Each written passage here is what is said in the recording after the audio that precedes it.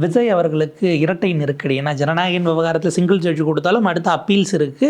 2 மூத்த வழக்கறிஞர்கள், இந்த பக்கம் முகுல் ரோத்கி, இந்த பக்கம் சாலிசிட்டர் ஜெனரல் துஷார் மேத்தான்னு, அந்த பக்கம் ஹியரிங்ஸ் போது லீகல் பேட்டிலுக்குள்ளே போனாலே இமீடியட்டாக சொல்யூஷன் கிடைக்காதுன்னு நம்ம புரிஞ்சிக்க வேண்டிய ஒரு சூழல் இருக்குது. இன்னொரு பக்கம் 12ஆம் தேதி அவரை கரூர் சம்பவம் தொடர்பாக சிபிஐ விசாரிக்க கூப்பிட்டுருக்காங்க. பல முனை தாக்குதலுக்கு அக்ரஸிவாக ஃபுல் டைம் பாலிடிக்ஸ்க்கு வருவதற்கு முன்பாகவே குறிவைத்து டார்கெட் செய்யப்படுகிறாரா விஜய்? எப்படி பார்க்குறீங்க சார்? கண்டிப்பாக இது வந்து ஒரு பிஜேபி கவர்மெண்ட், பிஜேபி கண்டிப்பாக விஜய் தண்டித்து கொண்டிருக்கிறார்கள். அப்படி தான் இதை பார்க்கணும். இது வேறு விதமான கான்ஸ்பிரசி தியரிஸ்லாம் அளந்தாங்க சில பேர். விஜய் வந்து பிஜேபி பழி வாங்குறதுனால பிஜேபிக்கு எதிராக பேசுவார், so that anti BJP votes திமுகவுக்கு போகாமல் விஜய்க்கு போயிடும், all sorts of cock and bull ஸ்டோரிஸ்லாம் சொன்னாங்க. நான் அப்படி நினைக்கல. இன்றைக்கி சிங்கிள் ஜட்ஜ் ஆர்டர் வந்த உடனே நான் நினச்சேன் விட்டுருவாங்க படத்தை ரிலீஸ் பண்ணுறதுக்குன்னு. உடனே பெஞ்சுக்கு ஓடுறாங்க. பெஞ்சுக்கு ஓடுறதோட இல்லாமல் முகுல் ரோத்தகி டெல்லியிலேருந்து வீடியோ கான்ஃபரன்சிங்கில் இவங்க சாலிசிட்டர் ஜெனரல் இவங்க முகுல் ரோத்தகியை கொண்டு வராங்க. ஜனநாயகன் சைடில் அவங்க ஸ்டேட் சென்டர் வந்து சிபிஎஃப்சிக்காக சொலிசிட்டர் ஜெனரலே வராரு. அப்படின்னா அது ஒரு cinema, after all it's a movie. ஒன்றும் எர்த் ஷேக்கிங்காக ஒன்றும் நடக்க போகிறதில்ல. மிலிட்ரி அம்பலத்தை காமிச்சா அப்படி நாடுன்னு அப்படியே பற்றி எரியுமா? இல்லை வந்து அப்படியே பாகிஸ்தான்காரன் வந்து இந்தியாவை பிடிச்சிட்டு போகிறான், சைனாக்காரன் வந்து இந்தியாவை கேப்சர் பண்ணிட்டு போகிறான், வெனிசுவேலா அதிபரை தூக்கிட்டு போகிற மாதிரி தூக்கிட்டு போகிறாங்களா? ஒன்றும் கிடையாது. ஏன் நீங்கள் இது வரைக்கும் மிலிட்ரி அம்பலத்தெல்லாம் காமிச்சதே இல்லையா உங்களுக்கு வேண்டிய படத்தில்? அப்போ 5 பேர் பார்த்தானுங்களா? அவன் எதுக்கு விட்டானுங்க? 4 பேர் ஒன்றுமே சொல்லாம விட்டு தானே இது செஞ்சிருக்காங்க. 5 பேரும் ஆரம்பத்தில் ஓகே சொல்லிட்டு அதுக்கு பிறகு ஒருத்தர் வந்து நீங்கள் இது பண்ணுறாங்க. அப்போ இது என்னது? இது இவ்வளோ சீப்பாக, இவ்வளோ கீழ்த்தரமாக, கேவலமாக, அற்பத்தனமாக பிஜேபி ஏன் நடந்துக்குது? நீங்கள் சொல்கிறத கேட்டு ஒரு பொலிட்டிக்கல் ஆக்டர் நடந்துக்கலான்னா அவன் மாட்டினா பிரச்சனை இல்லை, அவனை வச்சு செய்வீங்க. இப்போ அடுத்து சிபிஐ வந்து 12ஆம் தேதி அது நியாயமான ஒரு சம்மன்ஸ் தான். ஏன்னா சிபிஐ என்கொயரியில் at some point of time has to be summoned, அதில் சந்தேகமே கிடையாது. அதனால் பிஃபோர் ஃப்ரேமிங் சார்ஜ் அவ்வளோதான், ஃபைலிங் சார்ஜ் ஷீட் நீ கூப்பிட்டு தான் ஆகணும். அதனால் அது வந்து நான் பழிவாங்க நடவடிக்கையாக பார்க்கல. வேற ஜனநாயகனுக்கான இந்த தடைகள்ன்றது வந்து the might of the Indian state standing against one movie. Nonsense, absolute nonsense. புத்தி வந்து கெட்டு போச்சுன்னு தான் நினைக்கணும். அதாவது மம்தா பானர்ஜியை போய் அங்கே வந்து பாடாப்படுத்துறது, இங்கே வந்து படத்தை வெளியிட விடாமல் தடுக்கிறது, அராஜகத்தின் உச்சத்தில் பாஜக அரசு ஆடிக்கொண்டிருக்கிறது என்று தான் நான் பார்க்கணும். இது சட்ட விதிமீறல், இதில் சந்தேகமே கிடையாது. ஒரு சினிமாவை, ஒரு கலைப்படைப்பை இப்படி வந்து நீங்கள் வந்து ஹேண்டில் பண்ணணுன்னு அவசியமே கிடையாது. இன்னும் சொல்ல போனீங்கன்னா ஊயிஸ் விஜய் அவர் வந்து இந்தியன் ஸ்டேட்டோட ஸ்டாண்டு தான் அவரோட ஸ்டாண்டு. பல படங்களில் வந்து தீவிரவாதத்தை ஒழிக்கிறதுக்கு ஒரு தனி நபராக போய் 1,00,000 பேர் இருக்க ஒரு இராணுவத்தோட ஒண்டியாக சண்டை போட்டு அவர் காப்பாற்றி தீவிரவாதிகளை கொண்டுட்டு மீட்டுட்டு வந்துடுவார். பிணை ராணுவத்தில் இருக்க மாதிரி படங்களும் எடுத்திருக்காரு. அவர் இந்தியன் ஸ்டேட்டோட ஒரு அங்கம். அவர் அப்படி தான் அங்கே படம் எடுக்க முடியும், அவ்வளோதான் நீ எடுக்க முடியும். இப்போ ஜம்மு காஷ்மீரில் வந்து other side of the Jammu காஷ்மீரோ, இல்லை நாகாலாண்டில் அதர் சைட் ஆஃப் நாகாலாண்டோ, டெல்லி ரயாட்ஸோட அதர் சைடை பற்றி நீ பேச ஃபைல்ஸ், கேரளா ஃபைல்ஸ் போட்ட மாதிரி குஜராத் ஃபைல்ஸ் எடுக்க முடியாது. அப்போ இதில் கொண்டாடப்பட்ட ஒரு நடிகர் அவர் எப்படி வந்து ஸ்டேட்டுக்கு எதிராக போயிட முடியும்? இது பச்சையாக தெரியுது உங்களுக்கு வந்து மோடி அரசாங்கத்தோட அற்பத்தனமான வந்து அருவருக்கத்தக்க ஒரு மூவ். இது இவ்வளோ தூரம் நான் போவாங்கன்னு எதிர்பார்க்கல. நான் என்ன நினச்சேன், நீ காலையில் ஆர்டர்ஸ் வரும், கண்டிப்பாக ஜட்ஜு பர்மிட் பண்ணுவாங்க, அதோட விட்டு போயிடுவானுங்கன்னு நினச்சேன். 10 நிமிஷத்துலேயே பெஞ்சுக்கு ஓடுறதும், சொலிசிட்டர் ஜெனரலை கொண்டு வந்து நிறுத்துறதும். இப்போ பெஞ்சில் இல்லைனாலும் சுப்ரீம் கோர்ட்டுக்கு நைட்டில் போய் ஜட்ஜு விட்டு தட்டி நிற்பானுங்க. So this is nauseating. ஒரு சினிமாவை இப்படி டீல் பண்ண வேண்டிய அவசியம் வந்திருக்குன்னா மோடி கவர்மெண்ட்டுக்கு இருக்கக்கூடிய இது மோடி கவர்மெண்ட்டுடைய அற்ப புத்தியை தான் காட்டுகிறது. இப்போ இதற்கு அதாவது இப்போ அவர் சினிமா ஃப்ரெட்டர்னிட்டின்னு எடுத்துக்கிட்டு அங்கேருந்து ஒரு பெரிய லெவலில் ப்ரொஃபைலில் அவருக்கு ஈக்குவலாக இருக்கக்கூடியவங்க வாய்ஸ் அவுட் பண்ணலை. அரசியல் சார்ந்துன்னு எடுத்துக்கிட்டோம்னா காங்கிரஸ் தான், தாவேக்கா கூட ரியாக்ட் பண்ணல. காங்கிரஸ் மிக அதீதமாக ஒரு அக்கறையை காட்டுவதை எப்படி பார்க்குறீங்க? கிரீட்ஸோடன்கிற வரைக்கும் போகிறாங்க. ஜோதிமணி அவர்கள் சென்சார் போர்டையை கலைச்சிருங்கிற லெவலுக்கு. அதாவது வந்து தமிழ்நாட்டோட தலையாய பிரச்சனை இப்போ ஜனநாயகம் பிரச்சனை தான்.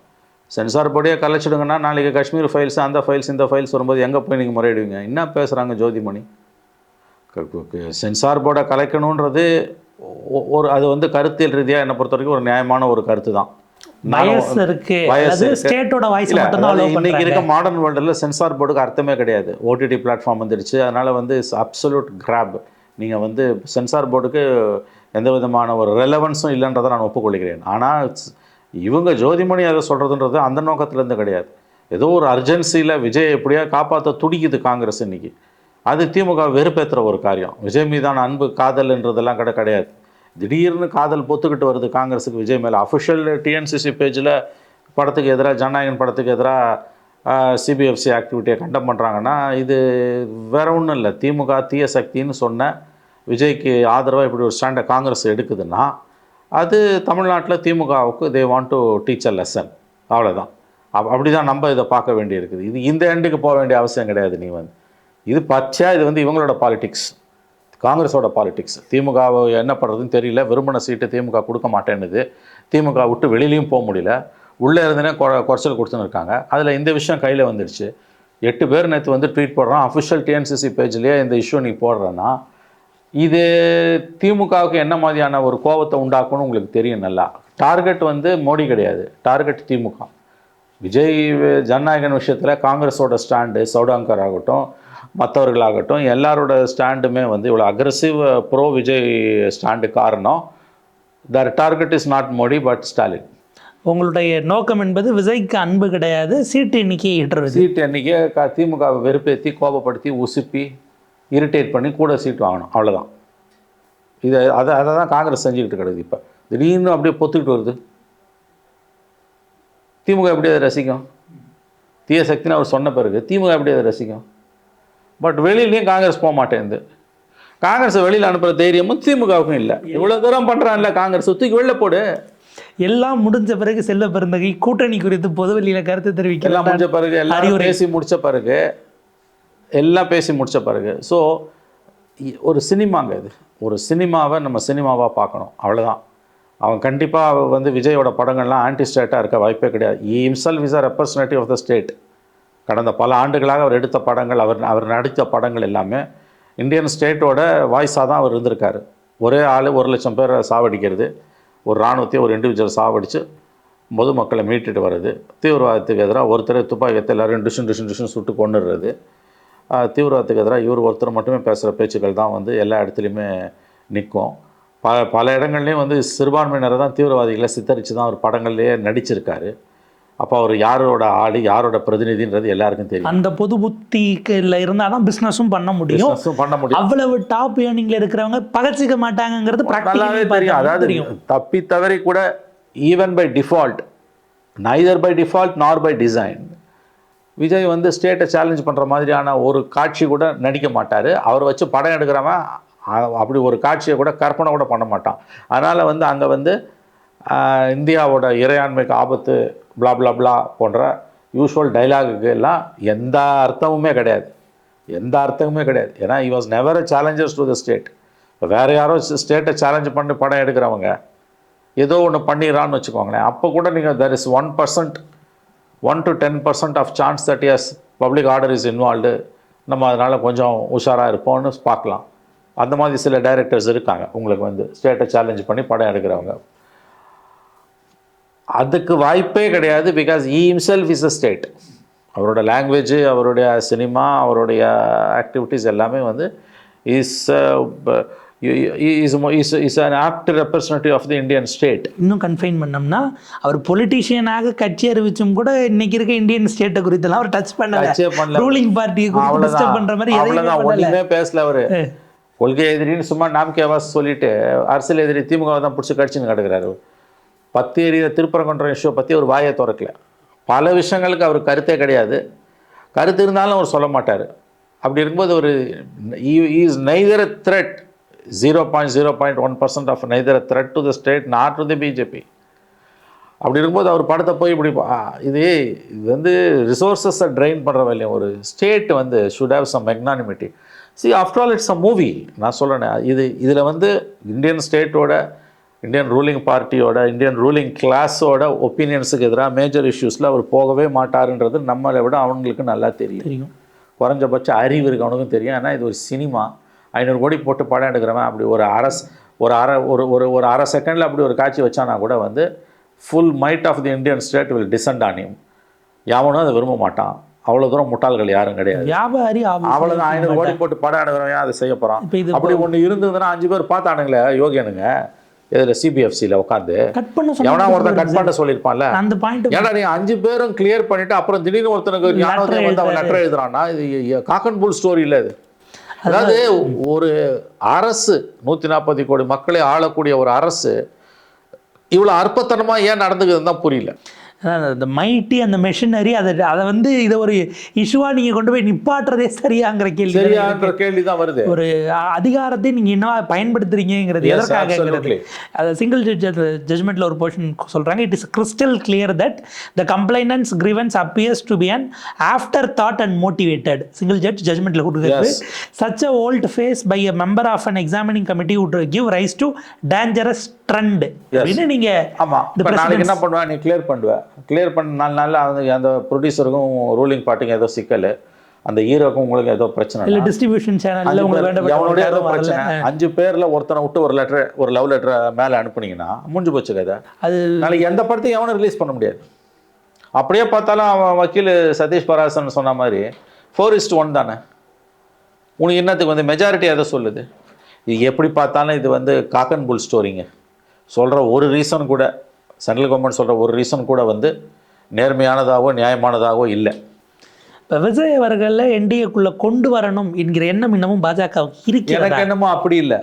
அவங்க இனிமேல் கொண்டு வர்றதுலாம் அவங்க நோக்கம் இல்லை. கொண்டு வந்தாலும் எங்கள் ஸ்டேட்டஸ் கோ டிஸ்டர்ப் ஆகும். ஏன்னா எடப்பாடியை சமாளிக்கிறதே அவங்களுக்கு குதிரை கொம்பாக இருக்குது. கொண்டு வரது நோக்கம் இல்லைங்க. அவங்க வேறு ஏதோ எதிர்பார்க்குறாங்க. தான் சொல்கிற ஏதோ ஒன்றா அவர் செய்யணும்னு எதிர்பார்க்குறாங்க.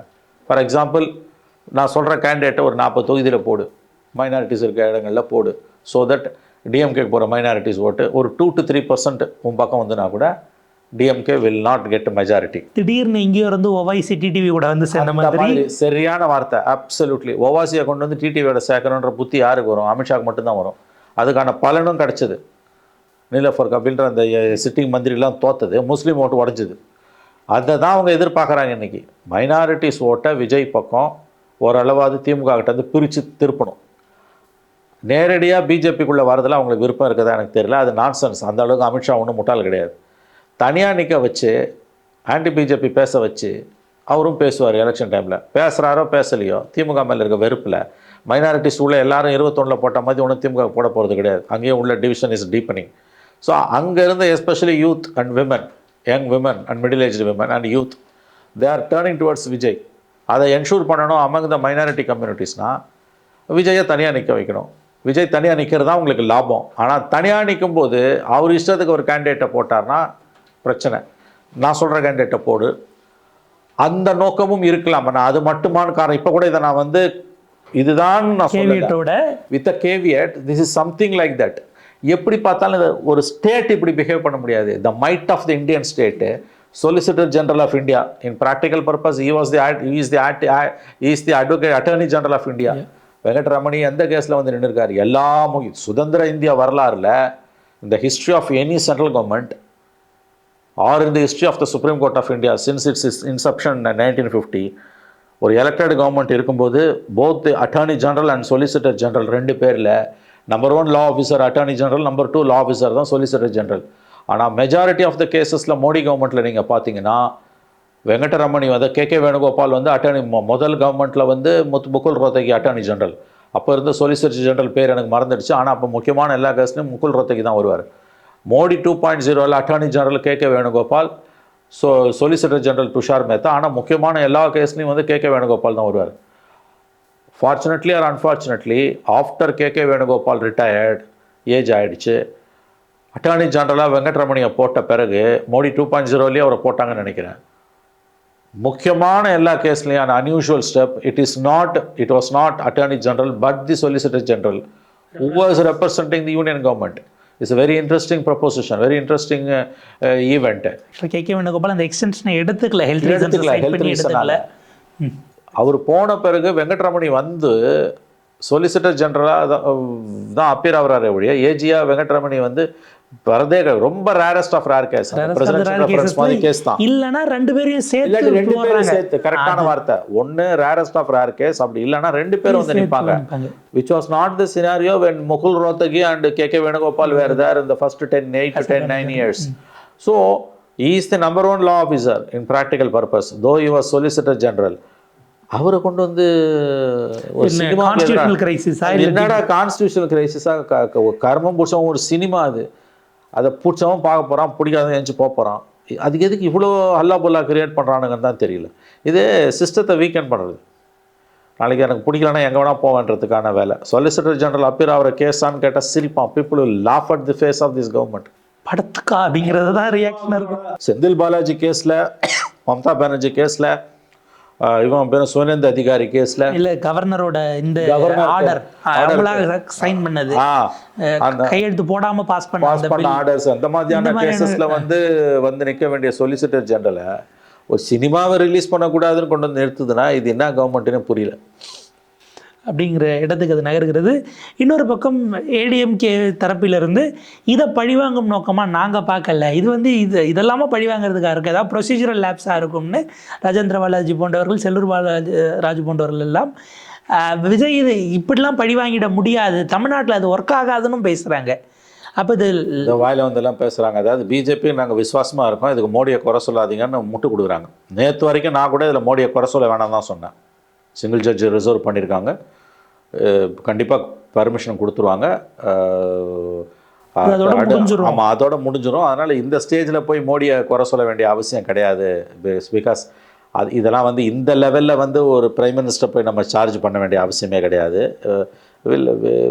Single judge we have got a robust independent judiciary.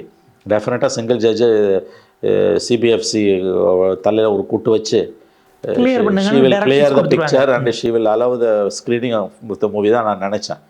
ஒரு பார்ட் நடந்துச்சு. Single judges given a good judgment. அதுக்கப்புறம் நடந்து தான் இட்ஸ் ரியலி கண்டிப்பாக இது மோடி அமித்ஷாவோட சம்மதத்தோடு தான் இது நடக்குது. பாஞ்சுன்னு ஓடுறாரு, 4 கால் பாய்ச்சல்ல ஓடுறாரு. 15 நிமிஷத்துல போய் நின்று இமீடியட்டா எங்களுக்கு ஹியரிங் கொடுங்க அப்படின்னுட்டு ஆர்டர் காப்பி கைக்கு வந்து பத்தி எரியுதா இந்தியா? ஆர்டர் காப்பி கைக்கு வந்துதானே தெரியல. 15 நிமிஷத்துல சீஃப் ஜஸ்டிஸ்கிட்ட போய் நீ முறையிடுற அளவுக்கு அவ்வளோ தலை போகிற விஷயம் அது. அதான் ஏன் இவ்வளவு அவசரங்கிறத சீஃப் ஜஸ்டிஸ் கேட்டார். என்ன வாட் இஸ் த நீட்?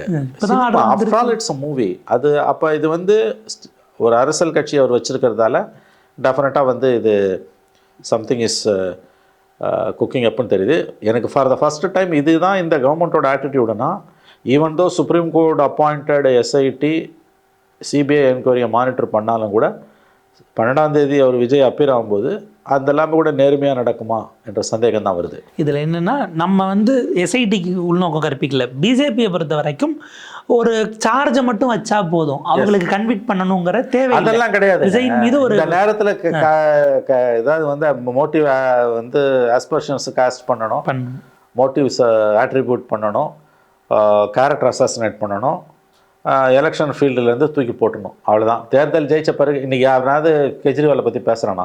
அந்த ஊழலில் ஈடி எதுவும் பேசுகிறானா? சார்ஜ் ஃப்ரேம் பண்ணிட்டாங்க. எவனாவது பிஜேபியில் எவனாவது பேசுகிறானா? இல்லை இடி பேசுதா? கெஜ்ரிவாலை பற்றி யாரும் அப்படியே ஒருத்தர் இருக்காருன்னு கண்டுக்கிறானுங்களா? ஏன்னா you achieved your AIIMS. So அது எங்கே நிற்குதுன்னா, கெஜ்ரிவாலை டைல்யூட் பண்ணி கெஜ்ரிவாலை நியூட்ரலைஸ் பண்ணுறதுக்கு உங்களுக்கு இருக்கக்கூடிய நோக்கம் எனக்கு புரியுது. டெல்லியை உங்களுக்கு challenger. I can understand that. You can go to any extent, you will go to any extent to finish off Kejriwal, I understand. 99க்கு பிறகு நீங்க அங்க ஊருக்கே வரல. அது எனக்கு புரியுது. அந்த அட்ராசிட்டியோட வெலாசிட்டி எனக்கு புரியுது. இது ஒரு சினிமா. ஒரு சினிமாவுக்கும் நீங்கள் சொலிசிட்டர் ஜெனரலை கொண்டு வந்து தான் நிறுத்துவீங்களா? இப்போ உங்களுக்கு இப்போ 5 மணிக்கு ஒரு வேளை பெஞ்சு உங்கள் பெட்டிஷனை டிஸ்மிஸ் பண்ணி சிங்கிள் ஜட்ஜ் ஆடுற பெஞ்சு அப்பீல்டு பண்ணிடுதுன்னா ராத்திரி 10 மணிக்கு போய் சீஃப் ஜஸ்டிஸ் வீட்டு வாசல் நிற்பீங்களா? சூரியகாந்த் வீட்டு வாசலில் 10 மணிக்கு போய் நிற்பீங்க. ராத்திரி 2 மணிக்கு ஹியரிங் கூட வைப்பீங்க. இதான் அப்சல் குரு தூக்கில் போகிறதுக்கு முன்னால் வச்ச மாதிரி ராத்திரி 2 மணிக்கு சுப்ரீம் கோர்ட் ஜட்ஜு வீட்டில் கூட ஹியரிங் வைப்பீங்க நீங்கள். Is absolute nonsense. இது பவரை இப்படி யூஸ் பண்ணணும்னு அவசியம் கிடையாது. பவரை எப்படி யூஸ் பண்ணணும்னு ஒரு விவஸ்தை இருக்குது.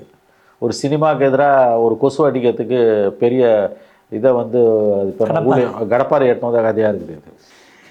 உள்ளி கூட கடப்பாறை சின்னது நம்ம பெரிய கடப்பாறை தூக்கின்னு வந்திருக்கீங்க நீங்கள். புல்டோசரை குண்டுசிய இது அதை கொசு அடிக்கிறதுக்கு புல்டோசரோட ஓட்டிங்க வருவானுங்க. They don't have any norms. எந்த நார்ம்ஸுமே கிடையாது. நான் நேற்று வரைக்கும் நினச்சேன் கேவலமாக போக மாட்டாங்க, ட்ரோல் இஸ் அ மூவி. இது வேற ஏதோ மேபி அங்க போர்டுல இருக்க அப்பாயிண்ட் பண்ணப்பட்டவங்க இது எவனோ மேல இருக்கிறவங்கள கண்டிப்பா மோடி லெவல்ல, பிரைம் திருப்திப்படுத்தலாம். மினிஸ்டர் லெவல்ல இதுக்கு கன்கரன்ஸ் இருக்காது. பல நேரத்துல போக மாட்டாங்கன்னு நினைச்சேன். அப்பாயிண்ட் பண்ணவங்கள திருப்திப்படுத்துவதற்காக சில ஏதோ governors ஏதோ பண்ற மாதிரி அப்படி கூட இருக்கலாம். அவனோ வந்து more loyal than the queen கூட பண்ணிருப்பான். Something happened. பட் டெஃபினட்டா பிரைம் மினிஸ்டர் லெவல்ல இன்டர்ஃபரன்ஸ் இருக்காதுன்னு நான் நினைச்சேன். எப்ப ஏஎஸ்டி 10 நிமிஷத்துல ஓடுறாரோ எஸ்ஜி வந்து நிக்கிற ஆன்லைன்ல இது தலைவரோட, மோடி தலைவரோட பூரண ஆசீர்வாதத்துல தான் இது நடக்குதுன்றது தெளிவாகவே புரிஞ்சு போச்சு. அப்சல்யூட்லி நாசியேட்டிங், முடைநாற்றம் எடுக்கக்கூடிய விஷயம் இது. அப்படியே ஒரு நிறைவு கேள்வி சார். இப்போ 2 நாளைக்கு முன்னாடி டாக்டர் தமிழிசை சொல்கிறாங்க விஜய் ஒரு நல்ல அரசியல் சக்தியாக உருவெடுக்கணும்னா என்டிஏ கூட்டணிக்கு வரணும் அப்படின்னு. ஒரு பக்கம் நீங்கள் கரூர் இஷ்யூ அதெல்லாம் பிளான்ட் ஆகிட்டு இருக்கும் பொழுது இந்த மாதிரியான கால்ஸ் கொடுக்கறது, நயினார் அமித்ஷாவை வச்சுக்கிட்டே பேசினதுக்கு அவர் இன்னைக்கு அன்யூஷுவலாக இவ்வளோ நாள் கழித்து உள்துறையிலேருந்து வந்து கரூரில் அந்த சம்பவ இடத்தை பார்க்குறாங்க அப்படின்னா ஏதோ ஒரு ஒன்று குக் பண்ணுறாங்கங்கிற இடத்துக்கு அது போகுதா அப்படின்னு அப்படிதாங்க போகுது. நான் முதல்ல நம்பலை, இப்போ நம்புறேன். இது அங்கே விசாரணை நேர்மையாக நடக்கும்ன்ற சந்தேகம் தான். ஏன்னா நயினார் பேசினதனுடைய நீட்சியாக இதை பார்க்க கண்டிப்பாக. திரும்ப திரும்ப விஜய்க்கான அழைப்பு என்பது it's a thread, it's an intimidation. அது தமிழிசையே, நயினார் இவங்கெல்லாம் பேசுறது, இவங்களுக்கெல்லாம் எந்த ஸ்டேக்ஸும் கிடையாது தமிழ்நாட்டில். இவர்கள் எந்த விதத்துலையும் மக்கள் சக்தி இல்லாதவர்களானோ அவங்க திரும்ப திரும்ப அதை சொல்கிறதுன்றது அர்த்தம் உள்ள ஒரு விஷயம். லுக், ஒழுங்காக இருக்கணும்னா எங்கள் கூட வந்து சேர்ந்துக்கோன்றாங்க. சார்ஜ் ஷீட்டில் நேம் போட்டு போய்டுன்னு மிரட்டுறாங்க, வேறு ஒன்றும் கிடையாது. இந்த விசாரணை நேர்மையாக நடக்குமான்ற ஐயம் எழுவது இயல்பானது. பாப்போம் சார், அதை எப்படி அவர் ஃபேஸ் பண்ண போகிறாரு. ஏதாவது மேபி அந்த சினிமாக்கான க்ளோஷர் ப்ராப்பராக நடக்கணும். இங்கே வந்தாலும் ஃபுல் ஃப்ளெஜ்டு பாலிட்டிஷியன் 100 days கூட இல்லை. நீங்கள் இதுக்கப்புறம் ப்ராப்ளம் ஜனநாயகன் கிடையாது. சம் பாயிண்ட் ஆஃப் டைம் அது ரிலீஸ் ஆகிடும். தட்ஸ் நாட் அண்ட் அவரோட படம்லாம் வந்து எதுவுமே வந்து கமர்ஷியலாக ஃபெயிலியர் ஆகிறது கிடையாது. அதுவும் இவ்வளோ கிரைசிஸுக்கு பிறகு வரும்போது அது it will earn its own profits. அது ஒன்றும் சிக்கலே கிடையாது. எனக்கு அதில் எல்லலும் டவுட் இல்லை. But CBI is a serious issue. ஏன்னா அங்கே வந்து இவர் நல்லா மாட்டியிருக்காரு. மோர் தென் ஜனநாயகன். ஆமாம், மோர் தென் இல்லை, ஜனநாயகன் லிஸ்ட்லேயே கிடையாது. அவருக்கோட ப்ராப்ளம் ஜனநாயகனே கிடையாது.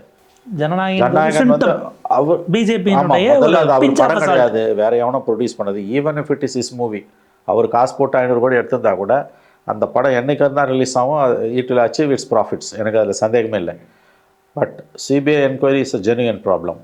ஏன்னா இந்த படத்துக்கே இவ்வளோ குறைச்சல் கொடுக்குறவங்க அங்கே என்ன பண்ணுவாங்கன்றது இட்ஸ் எனிபடிஸ் கஸ்.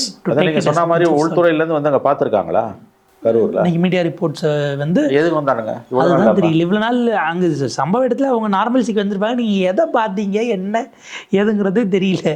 Supreme Court already ordered an inquiry by CBI, which is monitored by an SIT constituted by the same Supreme Court, by retired Supreme Court judge. இப்போ என்ன திடீர்னு உனக்கு வந்து உள்துறை அமைச்சகத்தின் ஆள் அனுப்புறது? ஹச்ராஜா நேற்று ஒரு வார்த்தை சொன்னார், அது கனெக்ட் ஆகுமா எனக்கு தெரியல. நாங்கள் மனிதாபிமானத்தோடு நடந்துக்கூடோம், நாங்கள் நினைச்சா அன்னைக்கே கைது பண்ணி உள்துறை அமைச்சர் தான் செஞ்சிருக்க முடியும்னு நேற்று பேசுறாரு. அது எப்படி நாங்கள் ஏன் பழி வாங்க சட்டத்தில் இடம் இருக்கான்னு தெரியல. அன்னைக்கு வந்து அது கேஸ் வந்து ஸ்டேட் கவர்மெண்ட்டுக்கிட்ட இருந்தது, சிபிஐக்கு கொடுக்கல. ஏன்னா சென்ட்ரல் கவர்மெண்ட் ஸ்டேட் கவர்மெண்ட் சம்மதம் இல்லாமல் சிபிஐக்கு போக முடியாது. Because they withdrawn the general concern. ஏன்னா அவங்க என்ன சொல்கிறாங்க, ஜனநாயகத்தை பழி வாங்குறீங்களான்னு கேட்டால் கரூருக்கே நாங்கள் அப்படி ரியாக்ட் பண்ணலையேன்னு அவங்க டிஃபென்ஸ் எடுக்கிறாங்க. ஆனால் அதுக்குள்ள ஒரு வார்த்தை இருக்கு, கரூர்ல தெரிஞ்சே டெலிபரேட்டா விட்டீங்களா? அந்த அதிகாரமே அவங்ககிட்ட இல்ல. லாஜிக்கலி ஹெச்ராஜா சொல்றது தப்பு. அப்போ சிபிஐக்கு விஷயம் போல, ஸ்டேட் கவர்மெண்ட் தான், ஸ்டேட் போலீஸ் தான் அதை ஹேண்டில் பண்ணாங்க. இல்லை ஹேமமாலினி கமிட்டி ரிப்போர்ட்டை வெளியிடுங்க, ப்ராப்ளி அதையாவது என்னங்க இது, அதுக்கு ஒன்றும் லீகல் வேல்யூ கிடையாதுங்க. அதுக்கு ஹேமமாலினி கமிட்டிக்கு ரிப்போர்ட்டுக்கு இந்த லீகல் மேண்டேட்டுமே ஃபோட்டோ ஆப் அது உங்கள் கட்சிக்குள்ளே நீங்கள் 1000 குழு போட்டுப்பீங்க. அதாவது நாங்கள் நினச்சிருந்தா அப்படின்ற வார்த்தையே தப்பு. ஏன்னா சுப்ரீம் கோர்ட் சிபிஐக்கு என்ட்ரஸ்ட் பண்ண பிறகு தான் உங்கள் ரோலே வருது. அதுக்கு முன்னால் வரைக்கும் it was state governments property. நீ நினச்சா கூட உள்ள வர முடியாது. நீ உள்ளே வர முடியாது. நீ நினச்சா கூட உள்ள வர முடியாது. ஸ்டேட் கவர்மெண்ட் கன்சென்ட் இல்லாமல் நீ வரணும்னா சுப்ரீம் கோர்ட்டு ஹைகோர்ட்டோட சாங்ஷன் வேணும். அது கிடைச்சதுனால தான் நீ உள்ள வந்த. அதிகபட்சம் நீங்கள் பண்ண முடிஞ்சது பிரதமர் நிதி உதவி அளிச்சதுங்கிறதோட எல்லாம் ஓகேங்க. நீங்கள் நான் நினச்சா விஜய் அரெஸ்ட் பண்ணுவேன்றது நீ நினச்சாலும் பண்ண முடியாதுன்னு நான் அந்த ஸ்டேஜில் பண்ணிட முடியாது. உனக்கு அதிகாரமே இல்லை. வாயில் வந்தெல்லாம் பேச வேண்டியது. அது ஹெச்ராஜாவுக்கு சொல்லியே தர தேவையில்லை. இப்போ நல்லா வந்து பிஜேபி வந்து தமிழ்நாட்டு மக்களோட வெறுப்பை சம்பாதிச்சுட்டு இருக்குது. கண்டிப்பாக இந்த படத்துக்கு கொடுக்கக்கூடிய இவ்வளோ கிடைச்சாலும் ஏடிஎம்கே பிஜேபி அலையன்ஸே அதை அஃபெக்ட் பண்ணும் கண்டிப்பாக. பாப்போம் சார், பொட்டன்ஷியல் த்ரெட்டாக வரக்கூடிய விஜய்க்கு இவ்வளவு நான் ஆளுங்கட்சியான திமுகவை என்ன பண்ணுறாங்கிறத நம்ம பொறுத்து இருந்து பார்ப்போம். எலெக்ஷன் நெருக்கத்தில் நிச்சயமாக உங்கள் நேரத்துக்கும் கருத்துக்களுக்கு மிக நன்றி சார்.